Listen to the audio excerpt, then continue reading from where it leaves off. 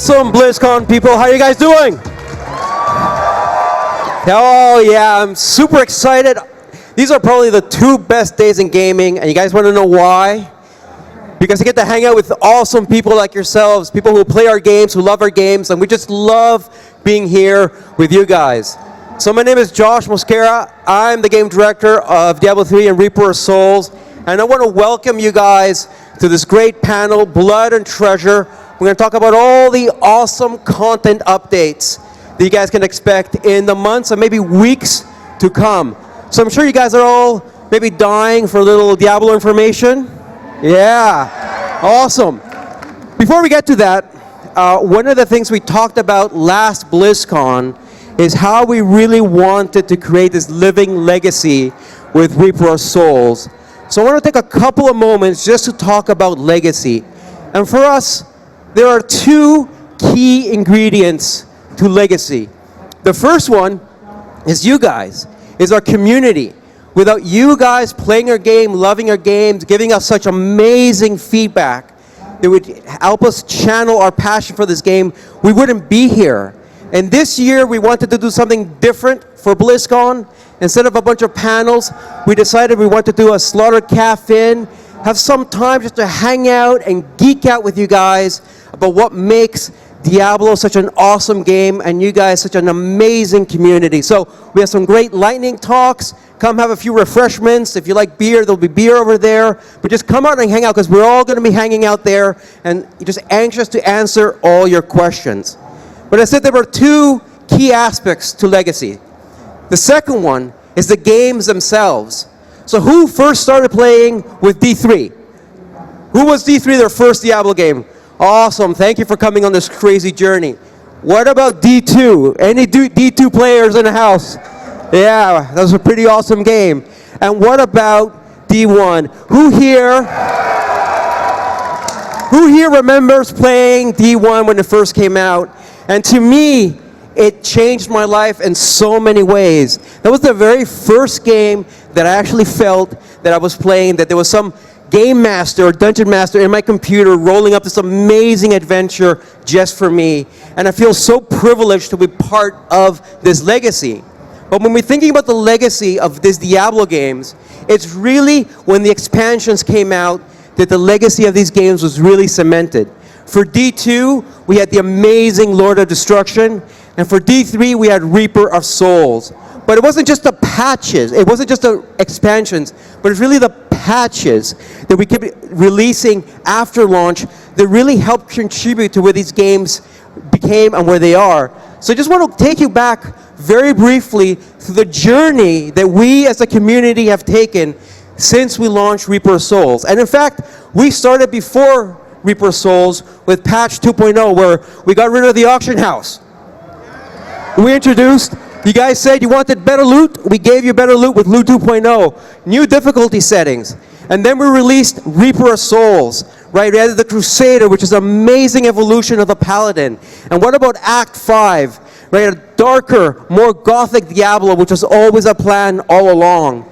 But we didn't stop there. We didn't just add adventure mode and call it quits. For us, death was very much the beginning. And from there, we ended up adding a lot of great features. Seasons. Amazing how much you guys love seasons, right? You guys come back every season. More of you come back, have an amazing time. We introduced greater rifts, but we didn't stop there. We added new treasure goblins, more items. I mean, with so many items, they're actually having a bit of a problem what to do with all these awesome items. I hope we can figure that out soon.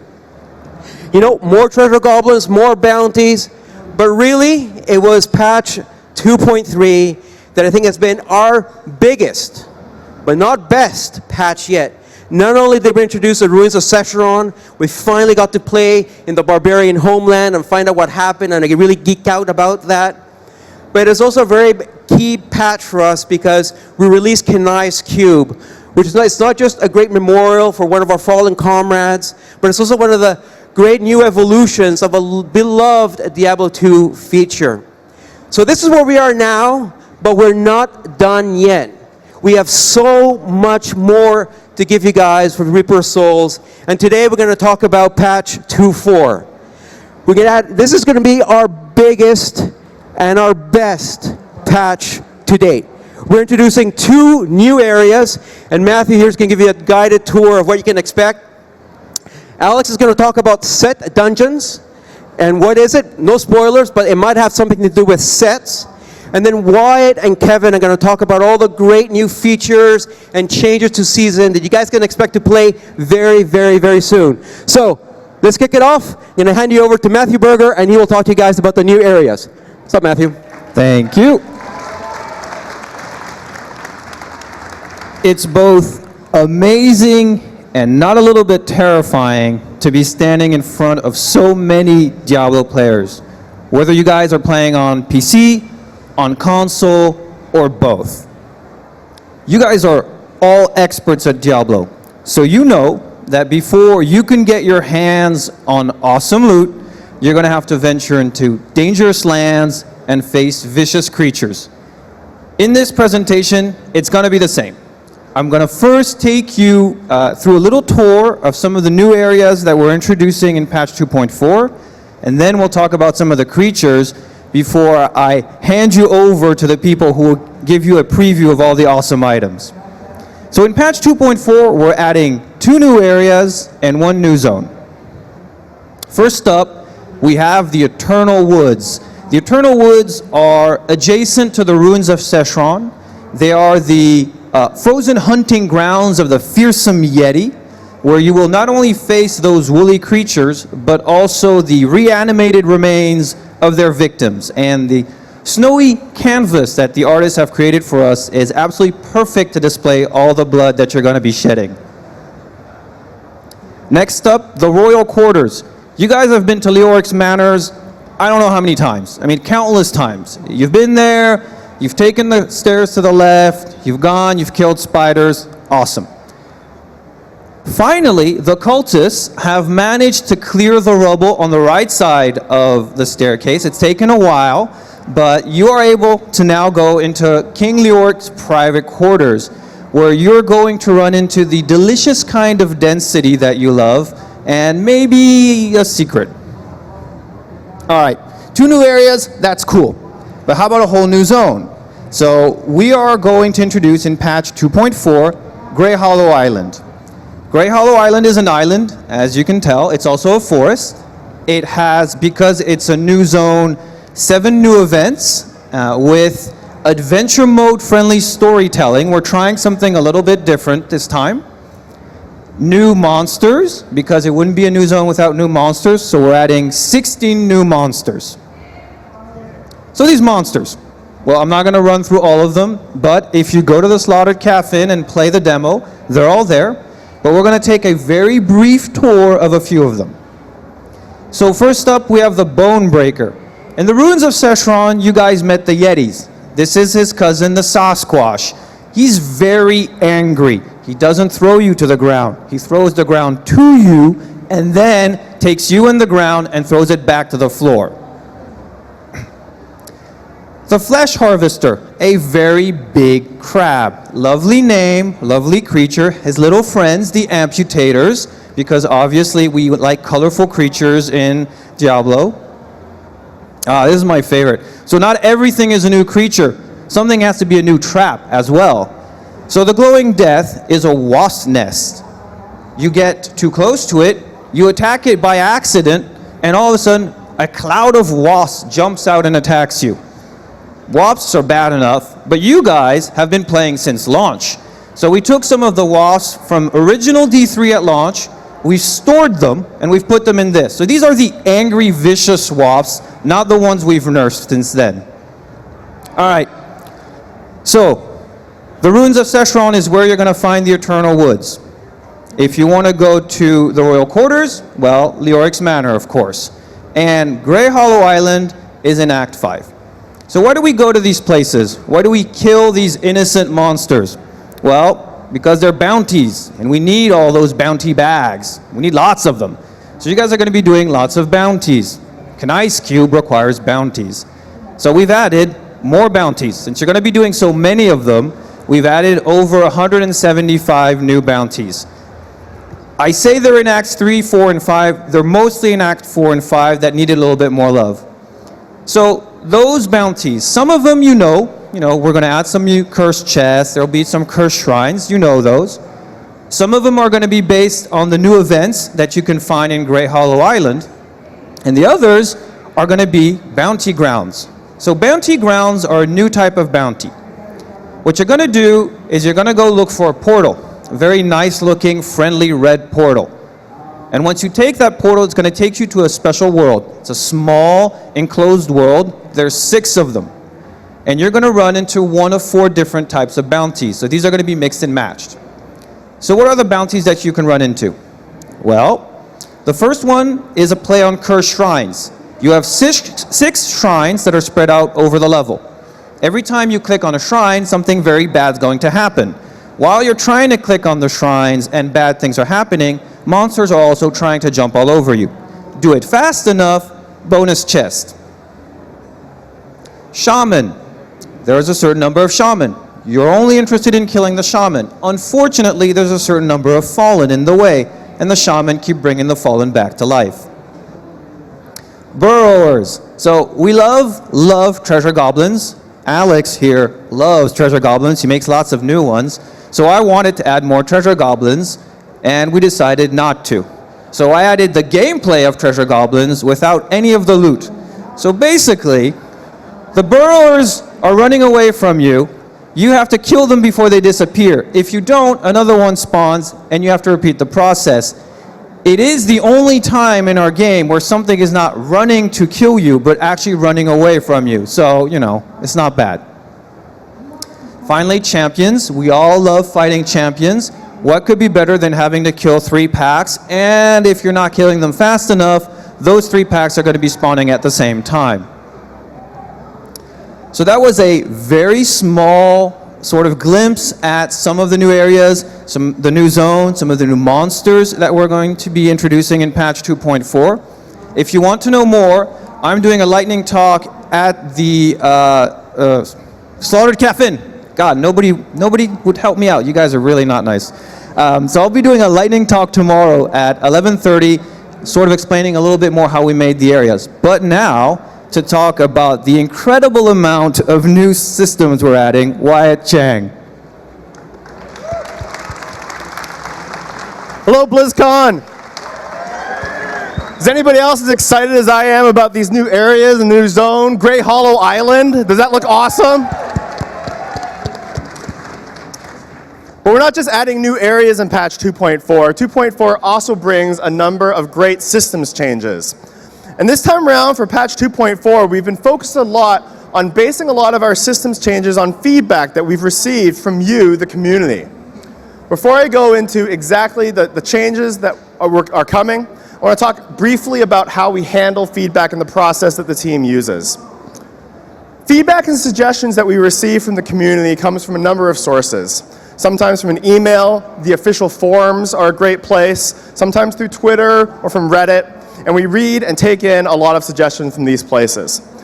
By and large, most of the suggestions fall broadly into one of 3 main categories.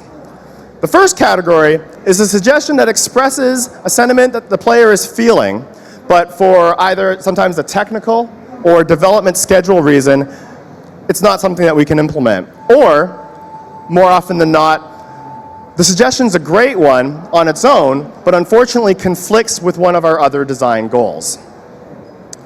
The second category, okay, so that was category 1. The second category are changes. These are the fun ones. These are the easy ones, right? This is where someone or a lot of people, sometimes overwhelmingly, are saying the same thing, and you know what? We agree. We agree, and we just say, hey, this is a great suggestion. It doesn't conflict with any of our design goals, and it fits within our development schedule. Let's do it. Ship it.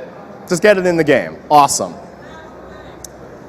The third category of suggestion that comes in, this is the tricky one. This is where feedback's coming in from a lot of players, but it's a trickier issue, and sometimes we don't want to treat symptoms. We want to try and look for root causes. Or sometimes we want to think about what's going to be not just better right now in the immediate, but what's going to be better for the long-term health of the game. A great example of this was the Royal Ring of Grandeur. The Royal Ring of Grandeur was one of the most popular items immediately after Reaper of Souls shipped. But then around Season 1, people started to point out some of the gameplay anomalies with it. I'm not going to go into the whole history with the Royal Ring. If you're interested in that, Travis Day is going to be giving a short talk over at the Slaughter Cafe Inn going into the history. But it took us on this crazy journey, and that journey ultimately led to us making even more powerful rings and putting them into the game, and ultimately, Kanai's Cube. So without any more delay, let's go ahead and start talking about some of the feedback that we've received. Maybe some of you can relate to this one, the buff UI.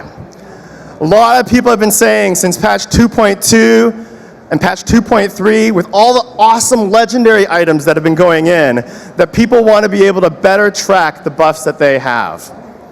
Particularly with items like Focus and Restraint or Convention of Elements that was designed here at Blizzcon last year. You really need to be able to see these buffs. I mean, come on, Blizz, please. Right. Well, Nazgrin, we agree with you. And not only does the whole team feel very strongly about this, one of our gameplay engineers, Mike Hirschberg, he was very passionate about this one as well. And he put a lot of time in this development cycle to really revamp the buff UI. Let's take a look at some of the changes that are coming in. The focus is to try and really look at what kind of buffs do I get? Some of the buffs are just reassuring buffs, and they're just letting you know that it's active, but it doesn't affect your moment-to-moment combat. Whereas other, like Focus and Restraint, which I mentioned earlier, you do care that that's actually happening in your moment-to-moment gameplay. So for example, let's say that you're playing a monk, and you've got Mantra of Evasion up in your second slot. Rather than using up one of your 8 precious buff slots to tell you, hey, by the way, you know that passive that's always up? It's still up. So now we just put a nice golden border around the skill so that you have that reassurance that it's up, but it's not consuming one of your 8 buff slots. And then we have other skills which have an activation ability. Mantra of Evasion does this as well. So rather than using up another buff slot, we put a duration progress bar right on top of the skill. This actually works better than the old one because you don't even have to look inside a crowd of buffs. You can just look exactly at that very consistent location on your skill bar.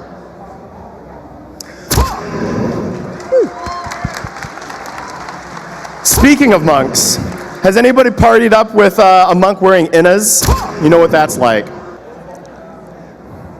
And you've got all your mantras that are coming on. So here's a wizard hanging out, got my skill, and then a monk joins the party. And you know the monk joins the party because you got all the mantras. Well, let's create a little buff holder and just stick all the mantras in there. Again, I want to know that the buffs are there, but I don't need to be reminded in the middle of combat.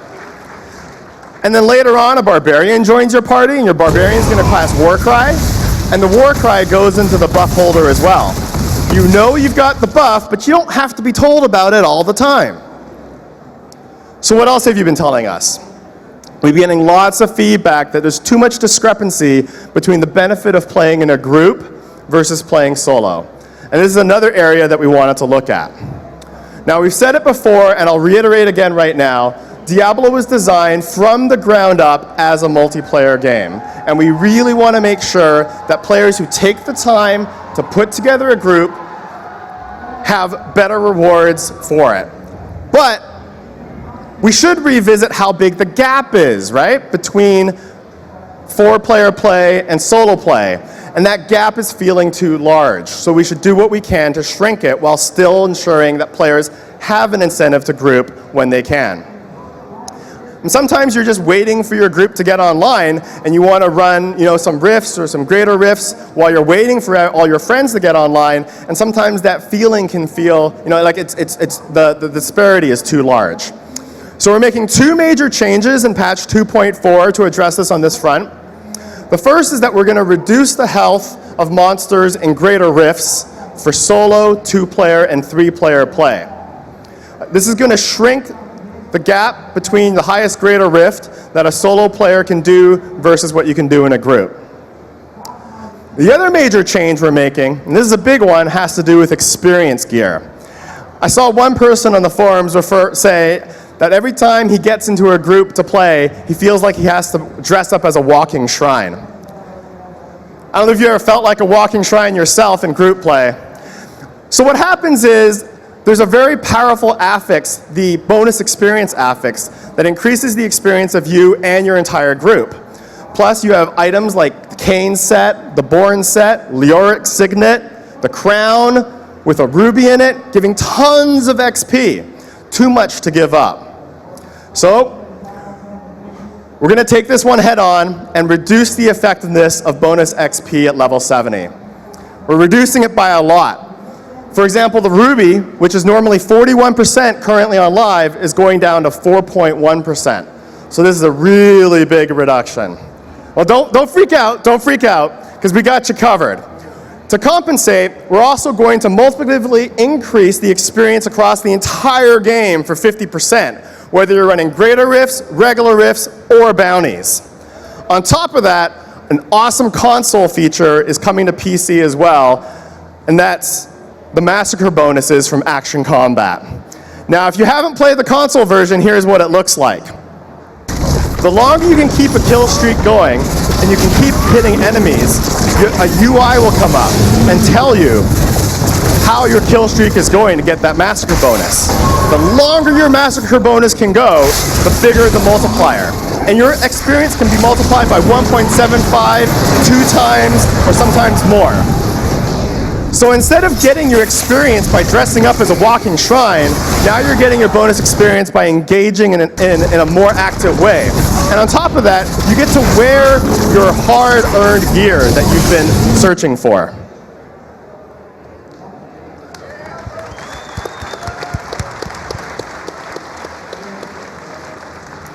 All right, so gold.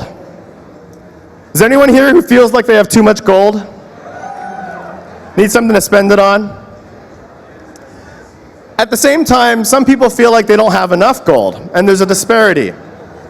So some people don't have enough gold, and some people are swimming in it.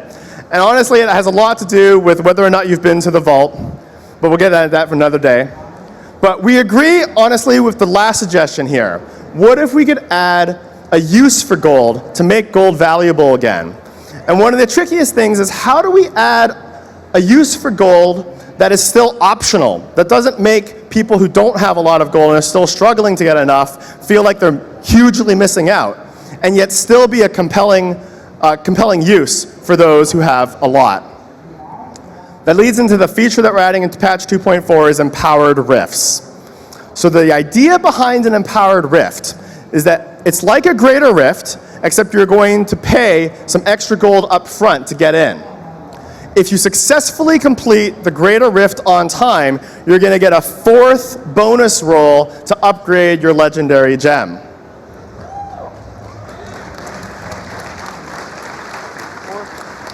Now, to handle the fact that some players have a lot and some players don't, the gold cost scales based on the greater rift that you're going to do.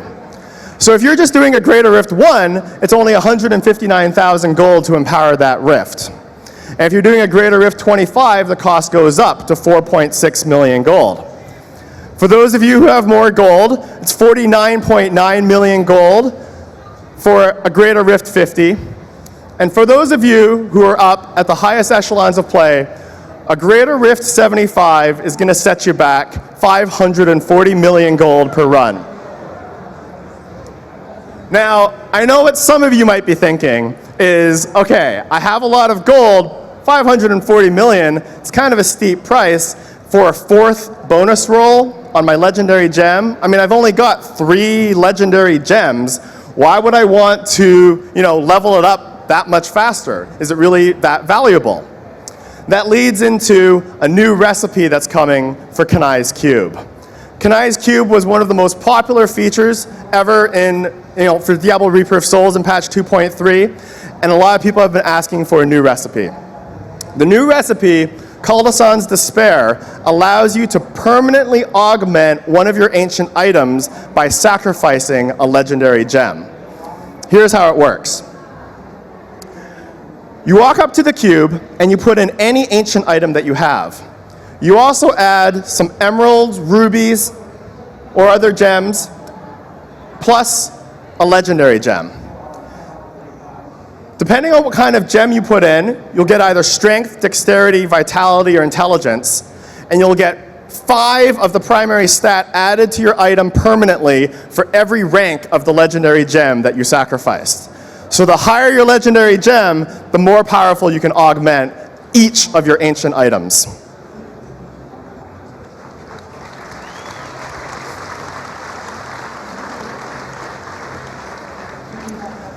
So like I said, there was feedback that we get from a lot of different places, and sometimes the category 2 type suggestions that we get, those are the easy wins that we really love. Some people ask for short things like, I don't know what a pool of reflection does, can you help me out? Absolutely, we can just explain that better in the tooltip. It totally makes sense to add it, it's very easy for us to do, so we explain that a little bit better. Other people want to see something like the damage numbers shortened. And if you've been over at the Slaughter Cafe, you'll see that we've already changed this for patch 2.4. If you're doing, thousands and millions and billions of damage, these are going to be truncated. And while we're at it, we also call out, your highest damage points in orange, and they kind of float and hang a little bit longer, so you can really see those call outs of how your damage is doing.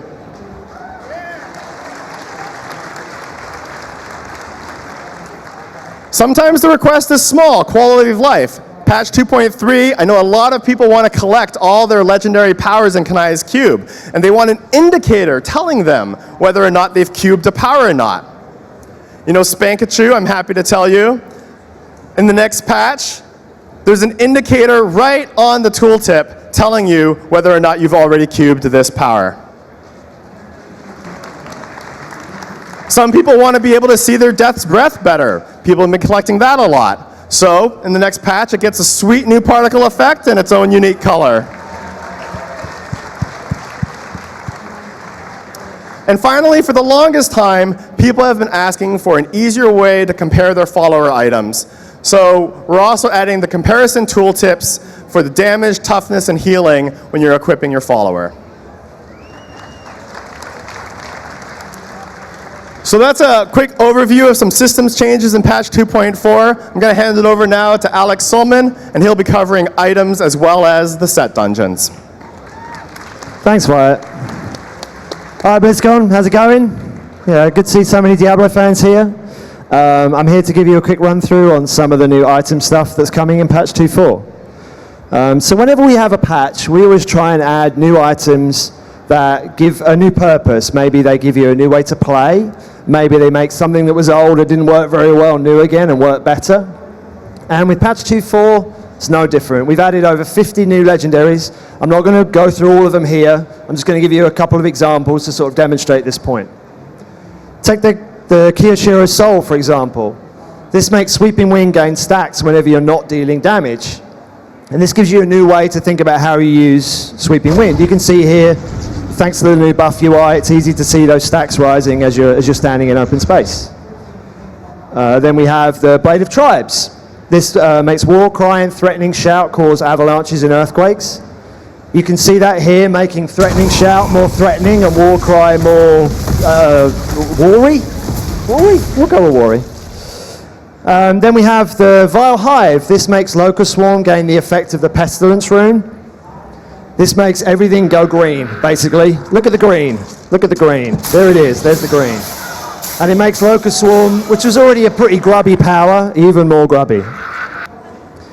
And then we have the Twisted Sword. This makes Energy Twister damage increase by the number of twisters you already have out. And this allows you to really leverage the number of the twisters that you have out. And you can see here, it's really putting those enemies in a spin. Get it? Because it's twist. Okay.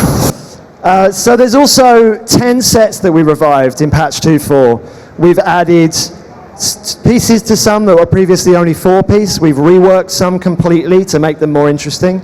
Take the Thorns of the Invoker rework. This has a new 5th and 6th piece, which gives it a new 6-piece bonus.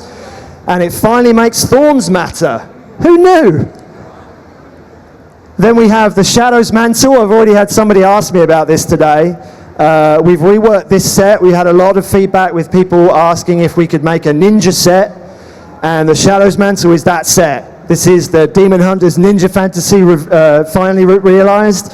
If you combine that with the Kale's Point, which makes Impale return hatred whenever you use it, you can snipe a ninja or everyone in front of you to your heart's content. So, we also get feedback about people that just don't like sets. Why do I have to use a 6-piece set? I find all these legendaries, they're so much fun, and then you make me use a 6-piece set because it's the only way to be powerful. As mentioned here by American Madman and Miss Cheetah, we've thought about this a lot. We've given this a lot of thought because we can totally sympathize with that consideration. And so we solved this by adding a set. See, we're geniuses. No. So what we did was we took the Legacy of Nightmares 2-piece ring set and we reworked it so that you now get a damage and defense bonus if it's the only set bonus you're carrying.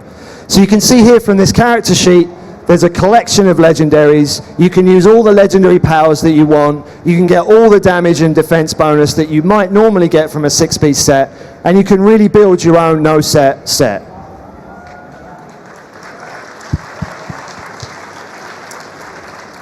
So we add items, we love items. We like finding items, we get excited when they drop, we get excited when we use them. And we love sets, most of us, and there's the no set set. We love sets too, and for this patch, we were trying to think about a new feature that we could add to the game that would allow you to really celebrate those sets, celebrate those items, and really, learn to play the sets that you love. And this was feedback that we got not only from the community, but also from within the team. We wanted something to really underline that accomplishment of spending all that time finally putting that 6-piece set together, or 5 if you use the raw ring. So the feature that I'm really proud to introduce is set dungeons. So what's a set dungeon? Set dungeons are deviously designed dungeons based around the powers of the 6-piece set. They're spread throughout Sanctuary. They were long thought lost until a tome that was discovered in the library in Leoric's Manor. And each page of that tome has a cryptic clue to the location of these portals, which are all spread throughout Sanctuary. Here's an example of one of those clues. In order to find the latest placement, one must travel to the Cathedral of the False Prophet, north of the Enclave that withstood Azel's wrath. Can anybody guess where that's referring to? That means it's cryptic, I like it. Well, spoiler alert, if you don't want the secret spoiled, if you want to try and figure it out yourself, look away now. To anyone that's still looking, there it is, clearly. Yeah? I mean, obvious, right? All right, no, I'm being mean. There it is. So when you find one of these dungeons, you approach it wearing the relevant set, you can enter this dungeon and face its challenges. And every dungeon has a number of objectives, but 2 main objectives that are built around the set that you're wearing. Let's look at an example. Take the Uliana set dungeon. Now, the monk has a 6-piece set, the Uliana stratagem, which is all about exploding harm, exploding as many things as you can at once.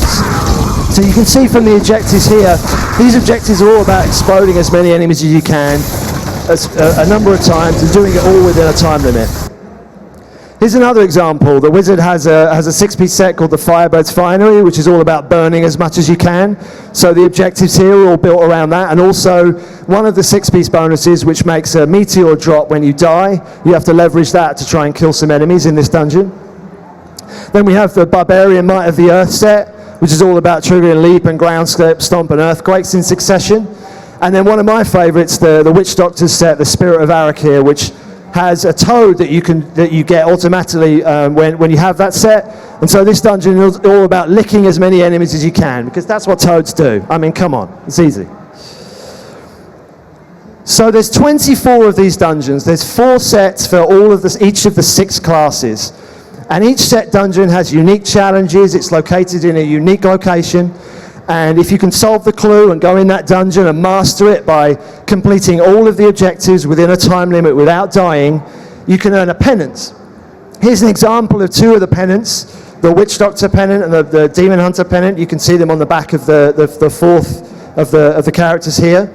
And each of the classes has a corresponding pennant that you can only earn by mastering that dungeon, by completing all of the objectives. There's the Barbarian and the Wizard. And finally we have the Crusader and the Monk. So each of these dungeons is a fresh challenge, is a unique challenge. Hopefully it will not only help you to learn the set, but it might also give you a reason to play a set that you've never bothered to play before. Maybe you want to go play that Firebird set that you've never played, or play that Spirit of Arakir. Go lick those enemies. So we're really excited about this feature. We think it brings something a little fresh to Diablo. We're really excited to see people trying to solve the clues and figure out where they are without just using a search engine. And facing these dungeons and trying to complete them, because, as I mentioned, there's 24 of them. They can all be mastered. And if you manage to master all 24 of them, which is no mean feat, it will be mean of us not to give you a reward for that. So you can earn these wings if you manage to master all of the dungeons. And really prove to everyone and yourself just how much of a master of Diablo you are. So with that, I'd like to hand over to Kevin Martins, who's going to give you an insight into some of the new season features. Thank you very much, Alex. Wow, thanks everybody for coming out. We still have a lot more to show you today. Standing room only, it's very cool. So seasons have become an ever more important replayability feature for us, and since we introduced them in patch 2.1, you have all participated in live design iteration on this feature. We have done a lot of experimenting and hopefully, in your minds, a lot of improving with a ton of feedback from you guys in all sorts of different formats. So we've experimented with rewards. We've had season exclusive legendaries that we've been giving out with powers that for the length of that season you can only get in the season. And this has been successful in drawing some people into the seasons who maybe otherwise wouldn't have tried them, so they have a good time. And some people have been unhappy with this experiment, so more on that in a little bit. We have done a lot of work with cosmetics. We started off with a 6-piece set over the first 3 seasons that you could only get in seasons. There's been banner rewards. There's been portrait frames. We've had pennants, and we've had pets like the Frost Hound in the current season. Conquests and leaderboards, a ton of experimentation has gone into those. So the idea of competition in a PvE focused game like Diablo has been very interesting for us. And we've experimented, for example, just one of many conquests you've seen over the first 4 seasons, with races. Some of them haven't worked out so well, such as Race to the Top. So the idea of racing is not bad in itself, but racing to level 70 I think didn't work out for a couple of reasons. So first, everybody gets to level 70 kind of no matter what our data says. That's like almost the first goal that everyone has in the game at this stage of play with seasons. So racing to do something that everyone was going to do every way, limited interest there. Worse, I think, was the fact that the way you did this effectively is you picked wherever had the most experience. You only did that over and over again until you got to the top. So that one wasn't super fun. However, races were fun, and we knew they were, so some of the other experiments we do think worked out. For example, Sprinter, where you race through the storyline, chapters 1 through 5, and as fast as you could. This one was interesting. This is something that most people didn't do very often. And when you change your build to focus on speed and movement abilities, but you still have to keep a minimum amount of DPS to finish the story, this was an interesting race. It had you do something you didn't normally do. And the competition for this leaderboard was very fun to watch. So along the way, we were starting to learn that personal accomplishment needed to be a part of all of the conquests. Not everybody can be in the top 1,000, no matter how many people compete for it. It's always limited to that. And there was a lot more than 1,000 of us playing seasons. So if we can have something that's fun to race to, such as maximizing how many monsters you can kill in a single cursed chest, but it's also something where you can challenge yourself to try it over and over again and get better at it, then we've got a conquest that starts to work well for everybody. So it was kind of the same thing with achievements. When we first put seasons out, we did all of the achievements from the main game, and all of you just redid them in seasons, and some of those are fun and some of them aren't, just like the original achievement list. We realized that we needed some achievements that were unique to what made seasons different. It's a limited amount of time with a specific types of goals that don't always exactly mirror Diablo 3 over the first few years. And so we started to focus on achievements that gave you something unique that matched season gameplay. And we're going to continue to do that, and I'll show you a few more of those in a minute. So all of this has now been encapsulated in the season journey feature, and I think that this is really where seasons have started to come into their own. The idea that you can have a quest for the season, that you have a specific goals, that you can kind of set yourself with rewards attached for every type of player, whether you have just a couple of hours a week to play and you're just trying to finish maybe chapters 1 through 4 in the season journey, or you're someone who's so dedicated that you're competing on multiple leaderboards. Season journey's got multiple stopping points and it's very clear when you get the rewards. The first season wasn't like that. You just kind of played until you sputtered out. This, I think, has really helped it, and we're going to build on this a lot. Okay, so with all that history in mind, what's happening next? So season 5 will be beginning soon enough, and we are trying to improve in every one of these aspects, based on all of the feedback we've gotten and what we've learned with our data. So first up, we have a brand new feature for seasons. Why do we have this? So we have people who are very attached to their characters, to specific characters. We have some people that have characters in every slot, and we've gotten feedback from both of you player types that you don't want to give up that character to start over fresh in seasons, even if you're kind of tempted to go back with, many hundreds of thousands of people to do that again. So Rebirth is a safe way to start over. You get to keep all of your gear, it's mailed to you, and it can wait on your main account, throw it in your stash, give it to your other characters, whatever. While you start fresh, all of your character records, your experience, all of that remains, but you can take a character and start over fresh for the length of that season and get all that stuff back once you're finished the season, along with all the other rewards, the very generous rewards that you would have gotten during the season. So it looks like this. This is Nanok the Barbarian, Paragon 800. Obviously, this person has put a lot of dedication in, and obviously that is not Conan spelt backwards as well. So when you rebirth him, it's very simple. You click the button, you confirm that you want all your gear mailed to you, and your records will be maintained, all your hours played, etc. It's your same character. And for the length of that season, that character gets to start fresh, play with your friends, meet new friends, get all these new sets and rewards and achievements and so on. So speaking of how long will this happen, season length has always been quite a grand experiment for us as well. Everywhere from 5 months to 7 weeks, we're really trying to dial down exactly where the right amount of time is for seasons. So we currently have a live season, of course. Number 4 is up and running. So it is going to be about 4 months long. It's going to end in late December. We have not picked a specific date yet, but we'll give you at least 2 weeks warning before that ends. And we're going to do one more experiment with season length. So far, all of our seasons have kind of come really hot on the heels of the seasons that preceded it, and they've usually matched when the patch comes out. In this particular time, we're going to take a short break between seasons, maybe a couple weeks, maybe a couple days more, maybe a couple days less. The idea is that at the end of season 4, everybody gets a little time where the entire community is in one place, and it doesn't matter whether you're playing seasons or not, all your characters are in one place as well, before we begin the next season. Okay, so season 5, I think we found the magic number, and season 5 will be the proof of that, of how long seasons need to be, and that number is 3 months long.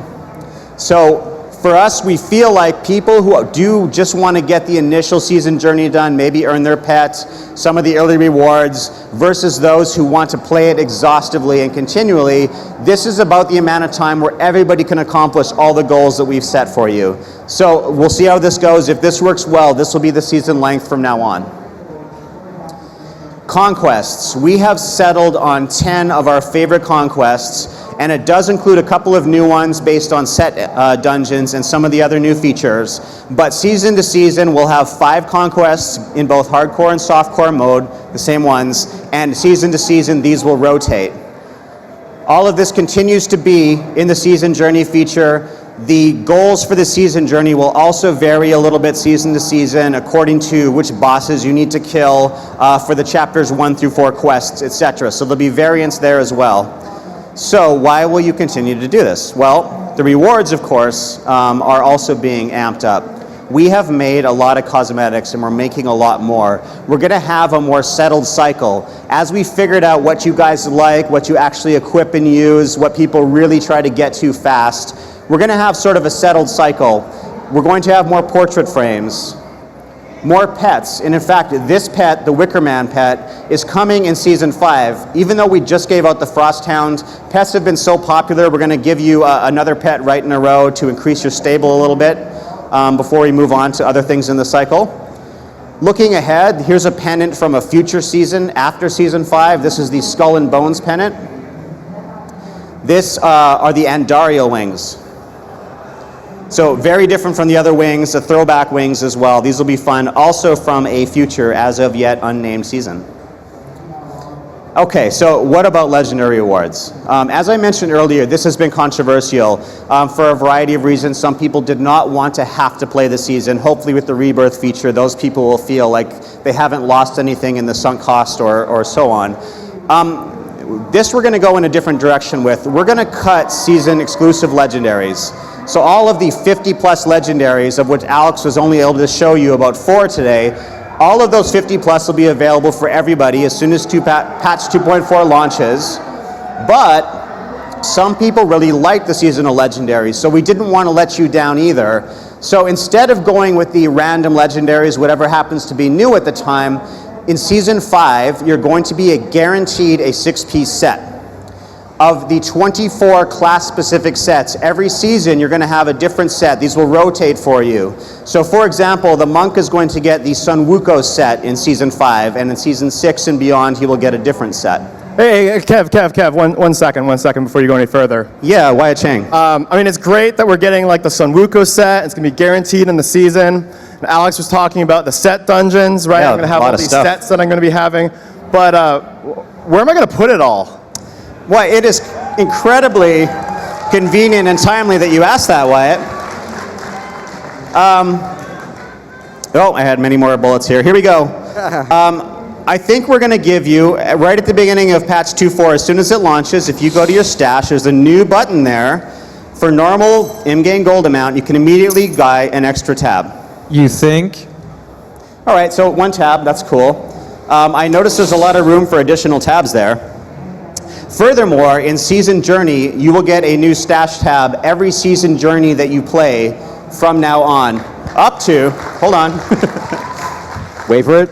Right, let's take a look at that real quick. So here it is, in Season 5, you have 1 tab. You finish, in this case, the Conqueror objective for Season 5, and automatically, no in-game gold cost, totally free, another tab. This will continue up to a maximum of 10 tabs. That is to say, doubling your current stash space.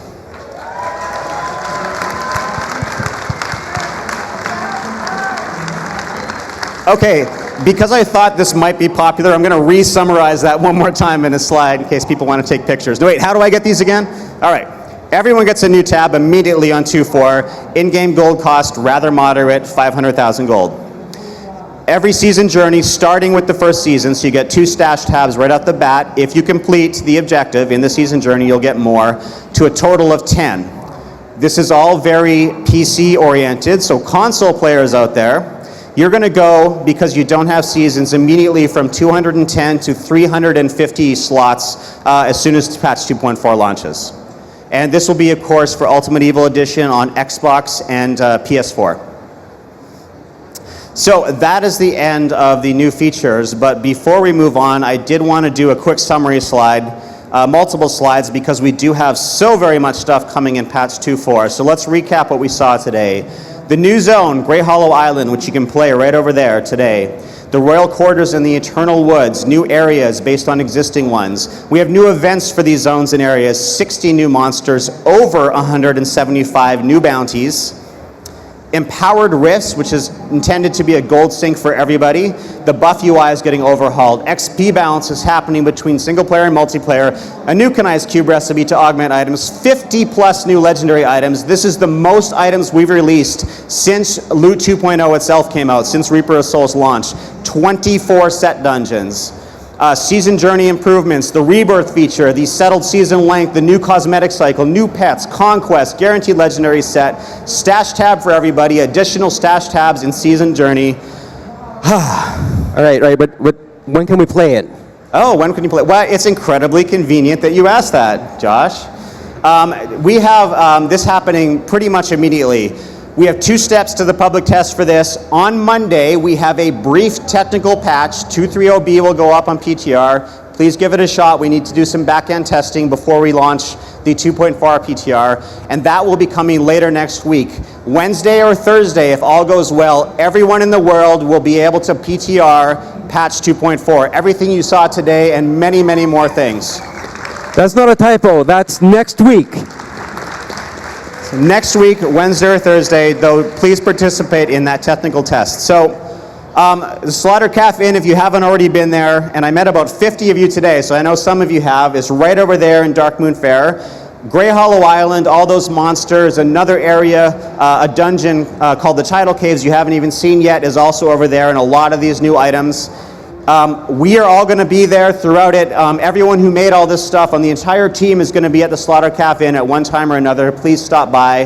A lot of lightning talks are happening for the rest of today up until the costume contest and all day tomorrow until closing ceremonies. Before we move on to questions, I do want to say on behalf of the Diablo 3 team, it is a privilege every day to come and work on this game. We love it so much. Thank you for your support for all these years and all these tests and experiments and iteration. When we've fallen, when we've gotten back up, when we've gotten you new items to make up for all that. Thank you for being there with us. Awesome. All right, we have a couple minutes for questions, so feel free to ask questions. Now, if you have very specific questions about items and all this kind of stuff, we're going to be right over there right after. So, come bug us about all the minutiae you want to bug us about. But if you guys have any high-level questions, let's quickly fire them off. Hi. The gift that adds a socket to a weapon, I've forgotten the name. There's a lot of RNG around achieving them. Have you had any thoughts about smoothing that out? Like, I'll get 1 and 400 Paragon levels, and my friend will get like 6. So you're talking about Ramaladni's gift, the one that adds a socket to a weapon. Honestly, we're pretty happy with it. And I know that sometimes you get it and sometimes you don't. So I think it deserves an explanation why. An item like the Royal Ring, which enabled a completely different play style depending on whether you had the ring or not, or for other items, we want to make sure people are able to get that. Ramaladni's gift is viewed more as just a straight, incremental increase to your power. It doesn't enable a whole new way to play. And we wanted to preserve that sort of really exciting moment when you do get one. And the only way to do that is to not make it, guaranteed under any circumstances. Awesome. All right, guys, let's do lightning answers so we can get as many questions as we can. Hey guys, so being able to augment items with the legendary gems, are you going to be able to do that multiple times, or is it just a one-time thing? That is going to replace the existing one if you do it again. So if it's like a level 70 gem and you got 350, later on you have a 72, you're going to be able to apply 360. So it'll replace. Okay. Thanks, Mangaze. That was lightning. Hey everybody, how you doing? I wanted to ask about the set dungeons. Is there going to be a tied difficulty to it? Is it the difficulty you find the portal in, that's what the difficulty is inside? No, yeah, each dungeon is a fixed layout with a fixed population and a fixed difficulty level. And one more question. Is there going to be a way to track it? So if we're trying to do like all 24, for instance, will you be able to see I did, Firebird, Wizard, etc.? Every set dungeon has 2 achievements associated with it, one beating it at the regular level and one mastering it, so you can track how many you've done whenever you do them. Perfect, thank you. All right. Come on. Questions?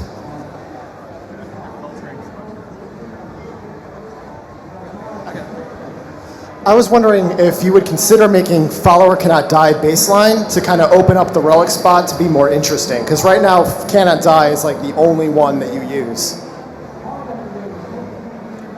I don't know if that one, that's, I don't think we have any plans to make a baseline. It's an interesting suggestion. Right now, I guess it's for high-end grift pushing with a unity that is dominant, but that's not currently on our timetable, but it's a good suggestion. It looks like we're giving all the no answers to Wyatt today. Whatever it is, no.